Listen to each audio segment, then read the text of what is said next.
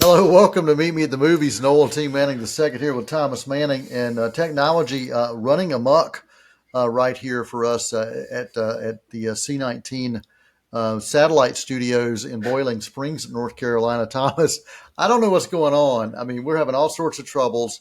I don't know if there's some kind of crazy war that's broken out, if there is a some kind of eclipse I don't know something about, or if we got some crazy chaos like the Monkey Man. I don't know, man, or Godzilla Kong breathing on us.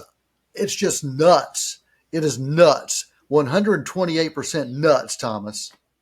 128. I'm really impressed that you just brought that number out of nowhere like that, but that is the exact percentage I was thinking about when thinking about how nuts this is. And yeah, yeah, absolutely, yeah. And Well, I think we're using a satellite here at the C19 satellite studios. I think there was some sort of electromagnetic pulse that is causing some issues and wreaking some havoc. So but hey, we're here to talk about some great movies today. yes. And no matter what we have to do, if we have to, fight and claw like the Monkey Man to do this, we'll make it happen. We will get this show done. Yes, we will, because you, the audience, deserve it. You deserve nothing less. You deserve a lot more, but you deserve nothing less. Well, Thomas, we do have a lot to talk about, and you and I have seen a few films together recently. You got a chance to see some without me and me without you, but there's a couple that really are kind of high on our radar, and one of those is something I've been looking forward to ever since I saw the first trailer. Wasn't really sure what I was going to be in for, but man, you and I went to an early screening of a film called Civil War. And it's not a film that looks back at the Civil War between the states in the 1860s. This is, if it were happening today, what would a civil war look like? But it does it through the lens of a journalist and photojournalist, and seeing their point of view.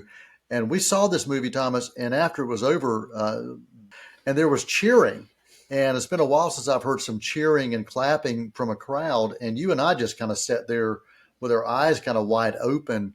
And, here we are days removed from it, and we're still thinking about it. And there are things that are still kind of gnawing at us. And I've talked to some others that are feeling the same way. Yeah, and you mentioned that this film is basically told through the lens of these photojournalists. And we use this metaphor through the lens when describing the narrative perspective of a film or a book or really any type of story.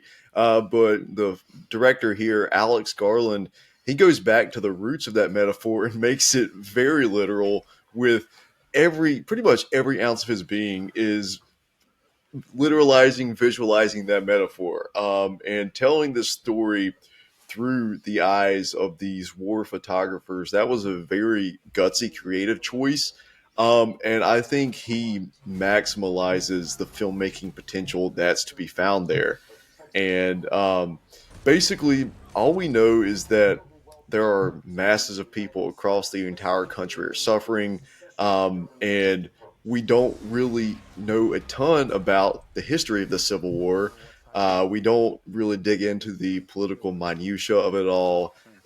We know that there's this third-term president who does bomb his own citizens, and that's been something that has ignited a civil war with these Western forces that are coming in. And these Western forces, they are fighting for their liberation, but there are innocent people on all sides of the equation who are dying. There are terrible war crimes committed by both sides of this war. Um, and through it all, this group of journalists at the center of the story, they're willing to die to communicate these messages and this truth to the world at, at all costs whatsoever, no matter what it takes. One of the things that I really appreciated about this, Thomas, is that this film told so many different stories within some very simple scenes. Like, I mean, for instance, they would talk about what's happening with the economy within this country as it is right now by just one particular scene. and there's a scene that happens at a gas station, and you realize at this particular juncture that the dollar, or what we would call as the American dollar, does not quite have the same value that it used to, even so much so that in other countries' dollars are worth a whole lot more. So there are things like that that are told through just a sentence or just a piece of interaction. And Thomas, other things that we get a chance to see within particular segments of this film is that while there's this raging war going on across what used to be the United States, there are pockets of the country that seem almost untouched. And what I mean by that is you could stroll into Boiling Springs and you would have no idea that there's a war going on 60 miles away in a place like Charlotte, North Carolina.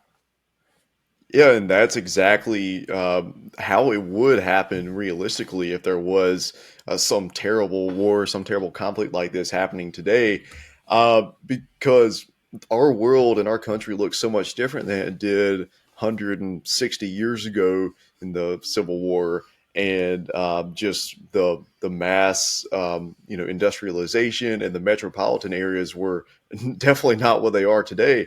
But yeah, that's how it would look like. How it would be here in a rural area would look so entirely different than it would be somewhere like Charlotte, Asheville, Greenville, South Carolina. And so I think it really did speak to this particular moment and the world we're living in that way for sure. I loved every aspect of this film, Thomas. The acting was incredibly solid. And I'll let you mention some of the cast in this, but across the board, acting was solid. The sound design was incredible. You and I got a chance to watch this on an IMAX screen, and man, talk about an immersive experience. This was an immersive experience. Part of that, of course, was the IMAX and the sound, but it was also the filmmaking elements of it.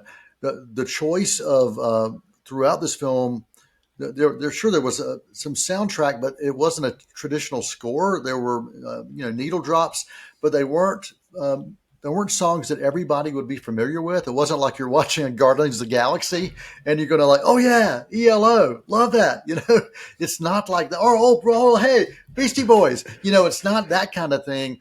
But the use of those songs I thought was really incredible within this film, and then the use of silence. There were times that it was just pure silence, and all of that combined with the writing, the directing, it was just amazing to me on every single level. And I could continue to point out, we could talk hours and hours because there were certain scenes that just really spoke to me and continue to echo and resonate with me all this time later. It's a film I'm going to go back to probably several times in a theater. Yeah, and I'm glad you mentioned the sound design and the needle drops because those are 2 points I definitely want to speak on. Um, Really, the sound design, I would just describe it as absolutely deafening. There's this brutal cut from a moment of silence straight to the middle of an intense shootout in a war zone, and that's really the first major action set piece we see in this film. And it's almost like there was this collective jump in our audience, just it jolted you in a way, and that's what these people were experiencing. These people had been, safe and sound the night before, and then instantly they head right into the war zone. And then those needle drops play into these moments as well because the tone of these songs, they're from a wide range of genres, but the tone does not match up with the imagery and the moments in the narrative that we are experiencing. Is very dissonant. Once Yes. again, just illustrating that disconnect um, between basically these levels of society and how it can change if you just go down the road just a few miles, and how it can be a totally different world for within this within one country. The world can look very different depending on where you are and where you are in that moment. When we talked about earlier on seeing this through the lens of the photojournalist, you actually do get a chance to see it through the actual lens as well, not just from a narrative device. But there are times that a photojournalist may be turning the camera on a particular subject, and then we'll cut to what they are seeing within their camera. And one of the things that was fascinating is one of the characters, a young green photojournalist that is trying to figure out how to be um, a war photographer and following someone who's seasoned.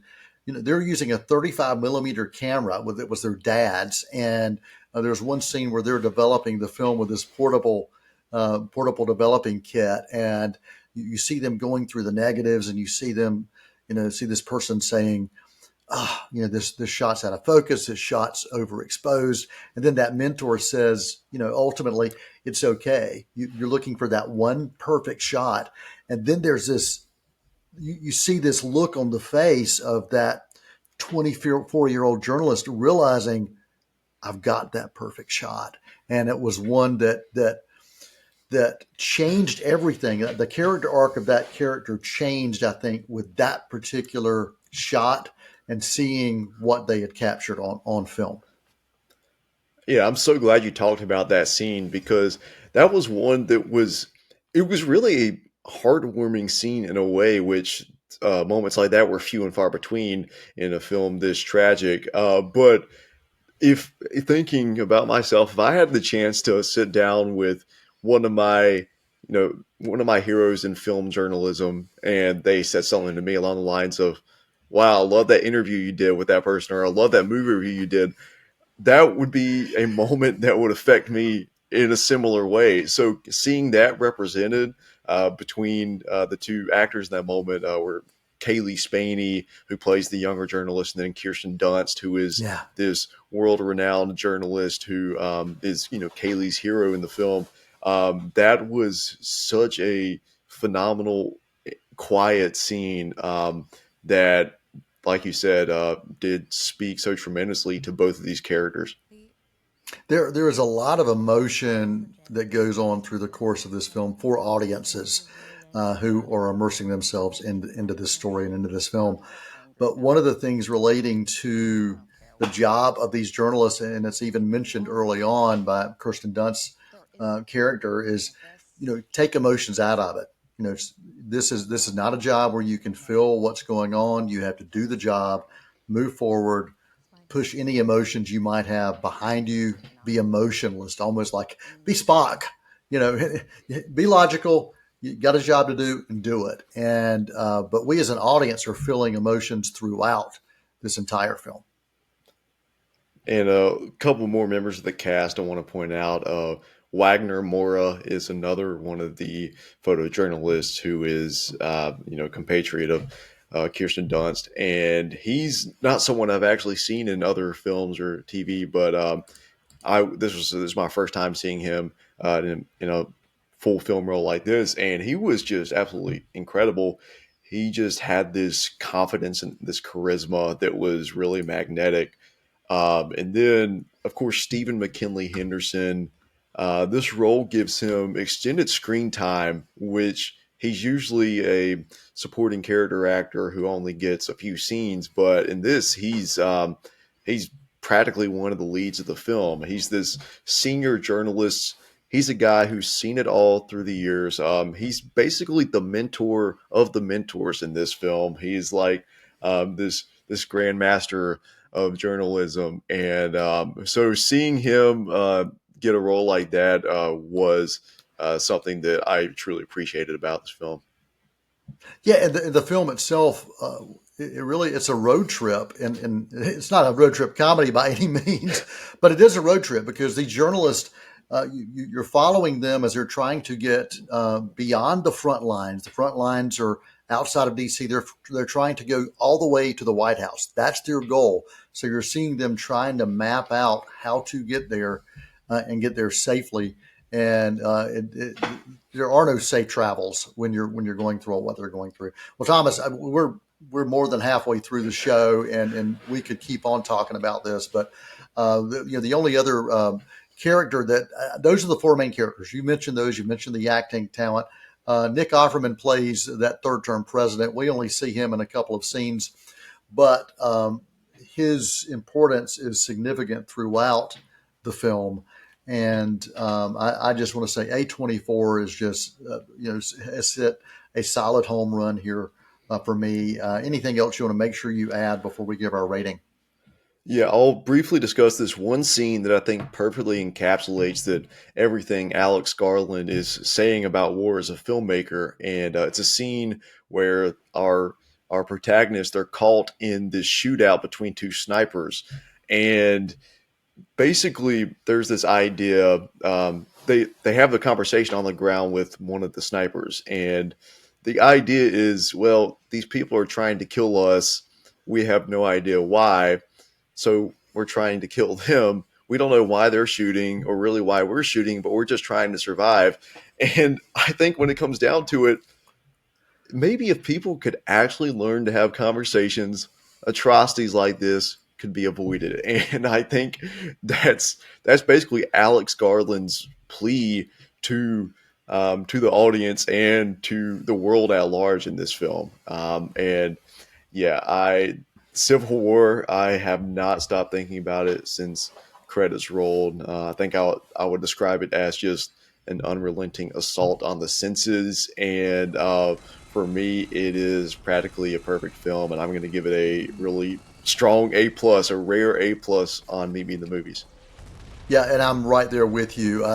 When that film ended, there was just this wow that just smothered me, and I just kept shaking my head, going, "What did I just witness?" And I witnessed art, cinematic art, in the best way that I could, and I did not prepare myself for what I witnessed, and I'm so happy that I got a chance to experience it like I did. I cannot recommend this enough. It is a violent film, but it is war violence. It is true to what you would see, the atrocities, all of those things we mentioned. But man, talk about the power of this film. I cannot recommend it enough. And I think during award season, it's going to be on it. I know we've got a long way to go before we get to the fall, Thomas, but right now this is at the top of my list of films that I will be coming back to at the end of the year. A plus rating for both of us for the film Civil War. You can find that in theaters now, and it does come to you from A24. We're going to take a quick intermission. We're going to come back, and we've got a lot to try to talk about in a short amount of time. So please go get your popcorn, get your Slurpees or your ices, and come back. We'll see you shortly. Won't you come and meet me at the movies? Won't you come and watch a flick? Hi, I'm Steve Putnam, and I'd like to invite you to join me for the next Talk of the Town. Each week I get to meet with some of the most interesting people in Cleveland County, and each show is packed with information you need to know to stay connected to our community. From promoting upcoming events to discussing local subjects that impact you, Talk of the Town has a little something for everyone. Plus, we're on every day, so it's easy to catch up with us. That's Talk of the Town, every day, every week, right here on C19 TV, Cleveland County's channel. Hi, I'm Shara Miller, the host of Artworks. Each month we bring to you wonderful, talented artists from here in Cleveland County and the region. We have artists, we have potters, we have painters, we have musicians, we have actors. We just have wonderful artists that come to you and tell you about all that they're doing, their creativity, what inspires them. Join me here on Artworks each month on C19. You can also watch us online at C19.tv. Won't you come and meet me at the movies? Won't you come and watch Hello, welcome back to Meet Me in the Movies. Noel T. Manning II here, along with Thomas Manning. We are talking cinema right here on C19 TV. We appreciate you spending time with us. Thomas, before the break, if anybody missed it, we did give an A+, a collective A+, to the film Civil War from A24, and we're switching gears slightly. I talked about kind of the violence that we saw in Civil War, and it was a war violence. It really made sense to what was happening. Well, this next film we're going to talk about, it's got a little bit of violence. It's got so much violence that your mom probably could not sit through it because she does not handle violence well. I would say violence to the extreme in the film called Monkey Man. Yeah, and you're probably going to hear a lot of comparisons to John Wick with this film. And I will say there is even a John Wick reference in this film. Apparently, John Wick exists within this world. Uh, but I think this our protagonist in this film, played by Dev Patel, he's not comparable to John Wick in a lot of ways because he's not a true professional like John Wick. He's figuring out stuff as he goes along, and I think that was refreshing to see an action film like this built around a character like that. And we see this evolution over the course of this film in his fighting style. Earlier in the movie, in the action set pieces, he's very inefficient with his energy and his movement. He's basically using his entire body with every action, and that does give him some power in those moments, but it also exhausts him and it's not sustainable. But it is so entertaining to watch someone just, clawing and fighting and scraping like that with every ounce of his energy. And I think Dev Patel embodied that in a really, really fantastic way. Yeah, Dev starred in this. He directed it. He also was a co-writer on the screenplay for this. And some things that really stood out to me about this that I loved. I loved him. And you and I talked about this on the way home. It doesn't matter how much blood he's got on the face. He's just a nice looking guy. He's just pretty. It's just pretty, no matter what's going on with him. So we're okay within who we are to be able to say that. It was pretty incredible. But the editing in this and the way the story was told, Thomas, I really loved, because you're able to see his character change, his character arc, his fighting styles change. And there's just kind of this raw element that's going on, and you're seeing that within the shots that are chosen. So the cinematography, you're seeing that within the editing. You're also seeing that within the way he's handling himself as an action star. But as he progresses and as the film progresses and he gets more comfortable with who he is and becomes more focused with what his mission is, the style of filmmaking changes. You see that with everything, and I thought that was a beautiful storytelling method to be able to do that, and that had to have been intentional for them to do it that way. Yeah, 1000%. Once you get to the third act of this film, there's been a time jump, some rocky training montages, and the Monkey Man, he has refined his fighting technique. He uses his movement a lot more wisely and confidently. He basically knows where to hit and where to punch people. He understands their weak spots, and he adapts to his opponent depending on the size and then their fighting style as well. But also, don't think for a minute that just because he's using his energy a little bit better means he's afraid to improvise and get a little dirty if he needs to, because he will do whatever it takes. He still has those roots of just being just a raw fighter. And I'll say he does things with his teeth in this film that would probably make Mike Tyson squirm. So. Absolutely. Well, just a couple things I want to mention, and we don't have a lot of time, Thomas, but it's a film. It's a revenge picture, but it's also a film that speaks to politics and faith, and kind of how sometimes those things get merged together and they mutilate each other. And I thought that was interesting, an interesting take, the way that was told.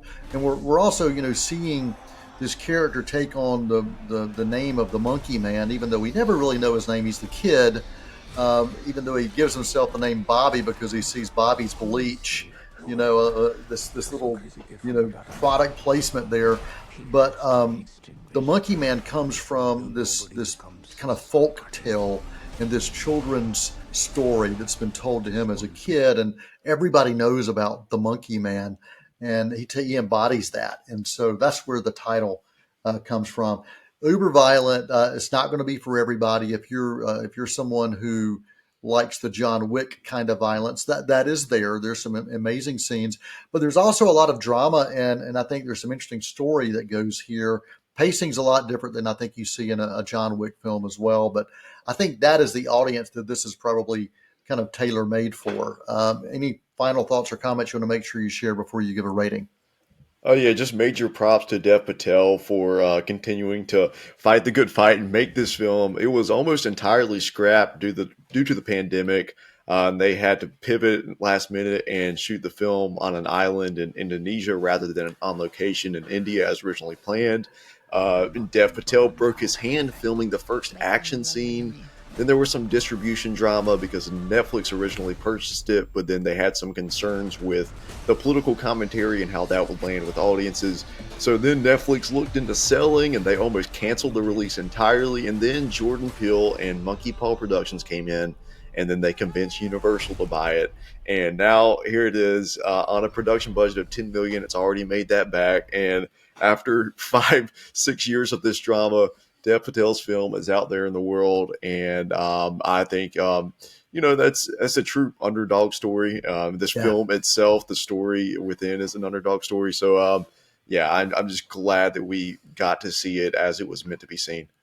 Yeah, and we're going to be seeing more from Dev Patel as a director. We knew we were going to see more from him from an acting standpoint, but he's proven he can direct a film for sure. So Thomas, what's your rating for Monkey Man?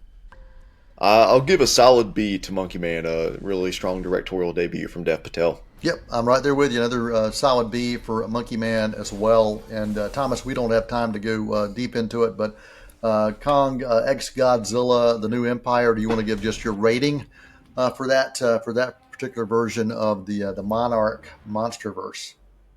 I'll give a B-, but a very fun B-, and you will not regret watching it if you like big monsters. That's all I have to say. All right, and the film Scoop, I'd hope I'd be able to talk about that, but I want to give you a B rating for the film Scoop. You can find that on Netflix, and it is based on a true story. Gillian Anderson and Billy Piper star in this, along with Rufus Sewell. And if you get a chance to check out the YouTube channel that you'll see at the bottom of the screen there, you can actually see an interview that I had a chance to do with Gillian Anderson and Billy Piper. It was a heck of a lot of fun. We do appreciate you guys spending time with us. Thomas, glad that you could come back and join us again, and looking forward to talking more movies. And we are in the preseason for summer, man. I mean, I think every week we're going to be having some things that we want to talk about for sure, and we may have to double and triple team on some of those to make sure we can catch them all. But we appreciate you all watching and spending time with us right here on Meet Me at the Movies. Special thanks to Tim Foster for continuing to keep the power turned on, and I'm glad our satellites didn't go out over here in the Boiling Springs Satellite Center for Meet Me at the Movies. Until next time, for Thomas Manning and for the entire cast and crew right here, we say that's a wrap. Many films to view until we meet again. Next time we see you, we'll gladly fill you in. We'll tell about the happy and the sad ones. We'll talk about the good ones and the bad ones. Many films to view till we meet again.